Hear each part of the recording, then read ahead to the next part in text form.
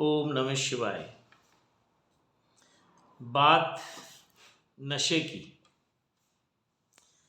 और ये बात इसलिए है, कल एक वीडियो में मैंने चर्चा की थी नशा प्रसाद। ऐसा मैंने उसका बताया कि वो टाइटल क्यों लिया गया। तो बात आई थी आईआईटी बाबा की, और आईआईटी बाबा के साथ बहुत सारे बाबाओं की। अब आईआईटी बाबा पे जो ये आरोप लग रहे हैं, वो जो इशू बना रहे हैं कि गांजा मिला है, मैं समझता हूं कि इस भारत का 50% व्यक्ति उस अनुभव से गुजर चुका है या उसमें अभी इन्वॉल्व है। तो एक आईआईटी बाबा पे ये उंगली उठाना कि वो गांजा पीते हैं, वो चरस पीते हैं, मुझे लगता है ये उचित नहीं है। लेकिन सवाल उठता है कि लोग नशा क्यों करते हैं, और कई बार इसकी गिरफ्त में फंस जाते हैं। और कई बार क्यों, अधिकांश 99% लोग जो एक बार नशा अनेक कारणों से करते हैं, बहुत सारे कारण हैं। कोई खुशी के मौके पे करता है, कोई गम के मौके पे करता है। ऐसे बहुत सारे हमने वो बना लिए कि भाई आज तो खुशी का मौका है तो फिर ये होना ही चाहिए, फिर कहीं गम का मौका है तो ये होना ही चाहिए। तो ये जो नशा है आपको दोनों अवस्थाओं में आपके साथ है। जब बहुत खुशी के क्षण होते हैं तो भी आप अकेले होते हो, वो भीड़ आपको दिखती जरूर है, लेकिन आप एक ऐसे मोमेंट पे पहुंच जाते हैं, किसी शादी विवाह में, किसी उत्सव में, किसी कीर्तन में, किसी डांस के कोई ऐसे कार्यक्रम में, कि आप वो जो वननेस का एक अनुभव है ना, उसको छू जाते हैं। और जब बहुत दुख की अवस्था में होते हैं तो भी आप उस पॉइंट को छू जाते हैं। तो बहुत सारे लोगों का कारण सब अलग अलग है, लेकिन जो नशा क्यों लेते हैं, तो मुझे ऐसा लगता है जो व्यक्ति किसी भी कारण से, समाज से, परिवार से, या अपना जो उसका एक मित्र मंडली है उससे वो दूर हो जाता है, कारण ऐसे हो जाते हैं, और वो अकेला महसूस करता है। तो ज्यादातर कारण है कि इसमें अकेलापन, अकेला व्यक्ति और अकेला होना चाहता है। ये आकर्षण है अकेले होने में, वननेस की फीलिंग का यही आकर्षण है। और ये जो अनुभव है ये नशे की अवस्था में उस व्यक्ति को हो जाता है। तो बार बार ये जो वननेस है, ये जो उसका अकेला होना है, वो जो उस अकेले होने के वो पूरे पन से जो अनुभव करता है, ये अनुभव उसको बार बार नशे में लेके जाता है। ये या तो ध्यान से होगा या फिर नशे से होगा। तो ध्यान से होने में थोड़ा समय लगता है, साधना से गुजरना होता है, ध्यान की प्रक्रियाओं से गुजरना होता है। लेकिन नशा तो बहुत आसान है। तो मैंने देखा कि 90% या 99 कहो, ध्यान करने वाले लोग भी किसी ना किसी तरह का नशा लेते हैं। वो कल की वीडियो में मैंने कहा था नशा तो हर आदमी लेता है, लेकिन उसके रूप अनेक हैं। तो एक कारण तो यही हुआ कि व्यक्ति अकेला जब हो जाता है तो वो उसमें चला जाता है। दूसरा, उसकी संगत कैसी है। अगर उसके आसपास 4 लोग नशा लेने वाले हैं तो 5वां व्यक्ति खुद से आकर्षित होने लगता है, क्योंकि उन 4 लोगों की जो कलेक्टिव एनर्जी है, वो उसकी अपनी जो विल है, अपनी जो एक उसका होना है, उसकी ऊर्जा है, वो उसके सामने थोड़ा हल्की पड़ जाती है और वो उसको खींच लेते हैं। तो पूरी पूरी संभावना रहती है कि अगर 4 आदमी नशा लेते हैं तो 5वां जो व्यक्ति नहीं लेता वो भी कुछ दिन में लेने लगेगा। 99% ये चांस होते हैं। तो ऐसे लोगों को नशे की आदतें लगती हैं। इसीलिए कहते हैं कि आदमी की जो संगत है, जो सोसाइटी है, वो अच्छी होनी चाहिए। वो अच्छी का मतलब हर व्यक्ति का अपना अपना है कि वो किसको अच्छा मानता है। हर व्यक्ति श्रेष्ठ है अपने आप में। ये तो हम बाहरी दुनिया में सामाजिक ढांचे में आकर हम कह देते हैं ये तुच्छ है, ये श्रेष्ठ है, ये निम्न है, ऐसे बहुत सारे हमने नाम दे रखे हैं, लेकिन वो कुछ नहीं है।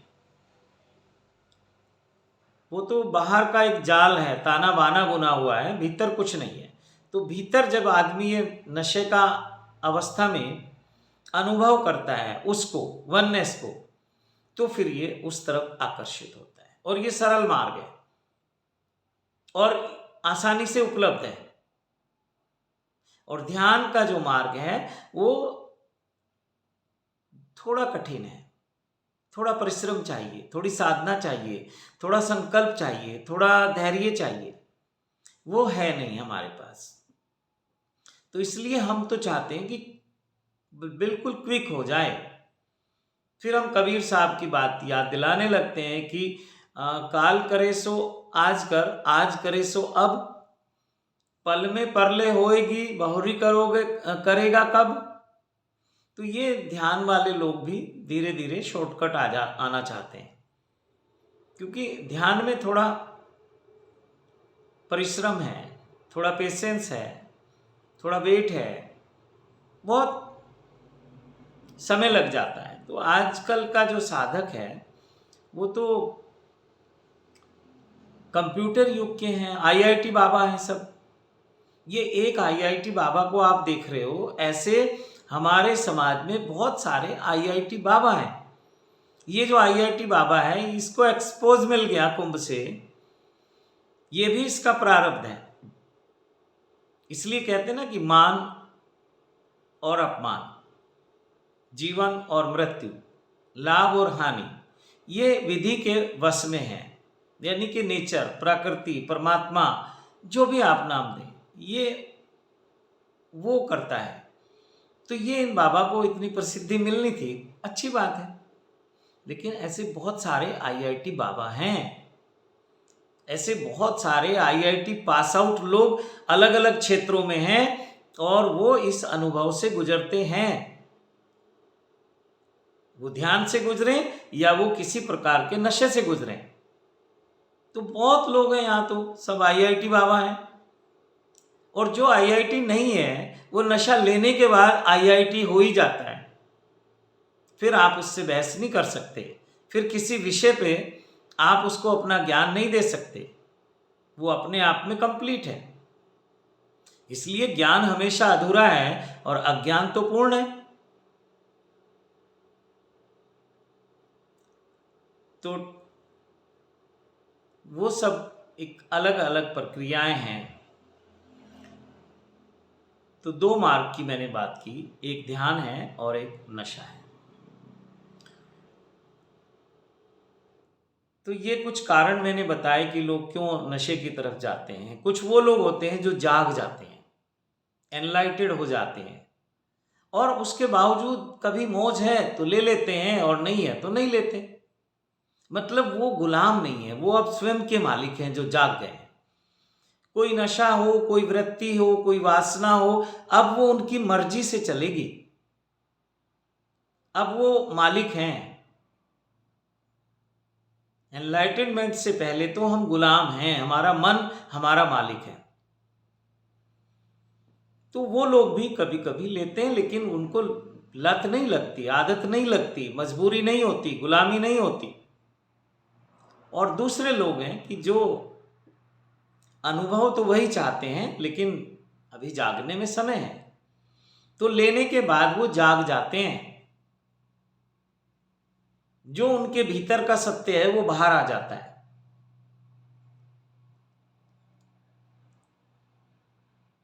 तो ऐसा तो आप सब सुनते ही हैं कि इस छोटे से शरीर में पूरा ब्रह्मांड है हमारा।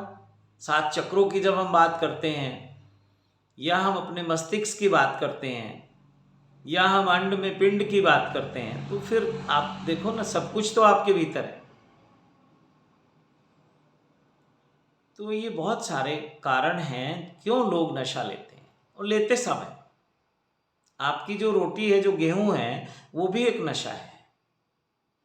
आप जितना भी आप भोजन कर रहे हैं, इसकी भी 3 ही क्वालिटी हैं। जो भोजन आप लेते हैं वो तामसिक है, वो राजसिक है, वो सात्विक है।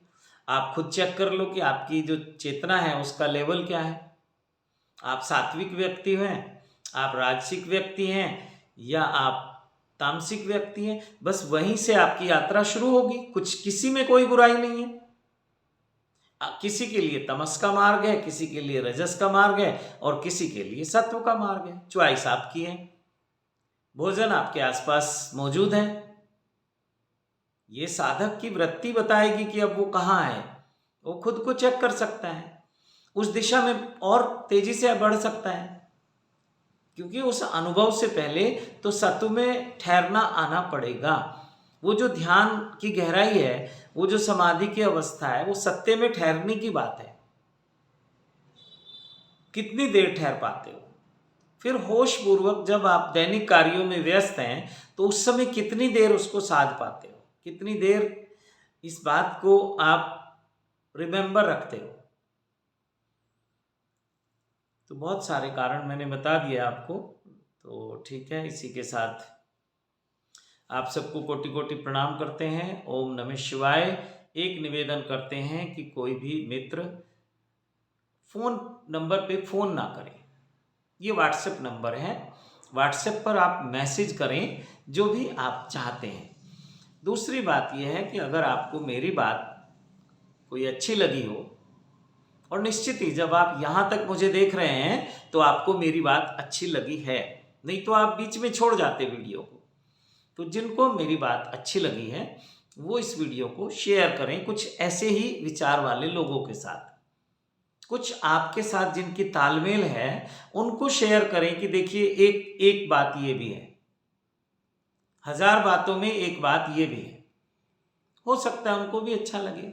और वीडियो को लाइक करिए और कमेंट बॉक्स में लिखिए कि जो मैंने इस पे आज विचार रखे हैं, क्या वो सत्य के नज़दीक है?